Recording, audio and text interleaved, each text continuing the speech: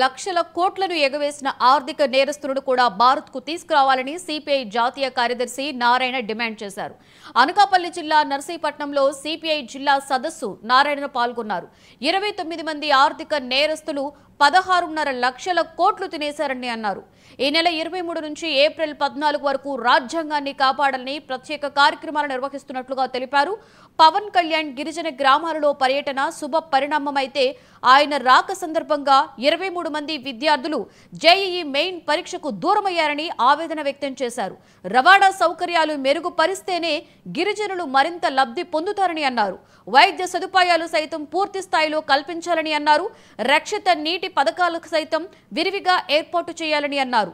మావోయిస్టుల ఏరువేత పేరుతో అమాయక గిరిజనులను వేధించడం అన్యాయమని పేర్కొన్నారు.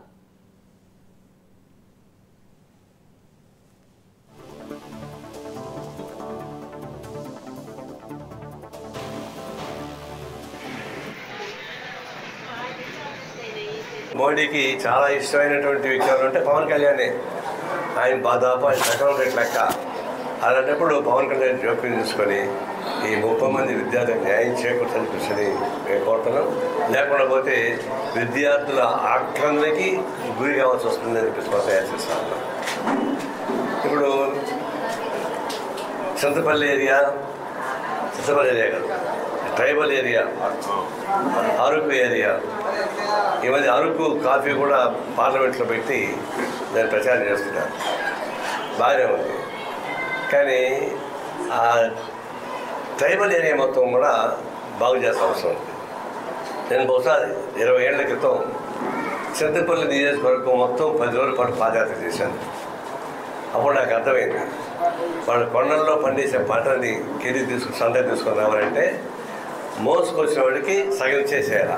సగమే వీడికి పండించిన వాడికి సగం వస్తే సగం పంట మోసుకొచ్చిన వాడికి ఇచ్చేసేయాలి. అంత ఘోరమైనటువంటి పద్ధతిలో వాళ్ళకు తన రక్షిత నీటి పథకాలు లేవు, వైద్య సదుపాయాలకు లేవు, రవాణా సౌకర్యాలు లేవు. ఇవన్నీ ఇబ్బందులు అప్పుడే చెప్పాము. ఇప్పుడైనా దృష్టి మరలించాడు. కేవలం టూరిస్టులకు ఉపయోగపడే పద్ధతుల్లోనూ కార్పొరేట్ సంస్థలకు ఉపయోగపడే పద్ధతులను రోడ్డు వేయడం కాదు.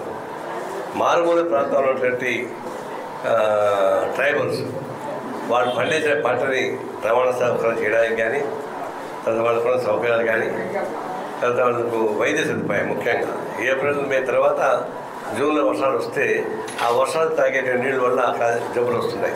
మోడీకి చాలా ఇష్టమైనటువంటి వ్యక్తులు అంటే పవన్ కళ్యాణే. ఆయన దాదాపు ఆయన సగం రేట్ లెక్క. అలాంటప్పుడు పవన్ కళ్యాణ్ జోక్యం తీసుకొని ఈ 30 మంది విద్యార్థులకు న్యాయం చేకూర్చాలని కృషిని మేము కోరుతున్నాం. లేకుండా పోతే విద్యార్థుల ఆక్రమణకి గురి కావాల్సి వస్తుందని చెప్పి తయారు చేస్తా ఉన్నాం. ఇప్పుడు చింతపల్లి ఏరియా కాదు, ట్రైబల్ ఏరియా, అరకు ఏరియా, ఈ మధ్య అరకు కాఫీ కూడా పార్లమెంట్లో పెట్టి దాన్ని ప్రచారం చేస్తున్నారు. బాగానే ఉంది. కానీ ఆ ట్రైబల్ ఏరియా మొత్తం కూడా బాగు చేసే అవసరం ఉంది. నేను బహుశా 20 ఏళ్ల క్రితం చింతపల్లి నియోజకవర్గం మొత్తం 10 రోజుల పాటు పాదయాత్ర చేశాను. అప్పుడు నాకు అర్థమైంది, వాళ్ళు కొండల్లో పండించే పంటని సంత తీసుకొని రావాలంటే మోసుకొచ్చిన వాడికి సగం ఇచ్చేసేయాలి. సగమే వీడికి పండించిన వాడికి సగం వస్తే సగం పంట మోసుకొచ్చిన వాడికి ఇచ్చేసేయాలి. అంత ఘోరమైనటువంటి పద్ధతిలో వాళ్ళకు తన రక్షిత నీటి పథకాలు లేవు, వైద్య సదుపాయాలకు లేవు, రవాణా సౌకర్యాలు లేవు.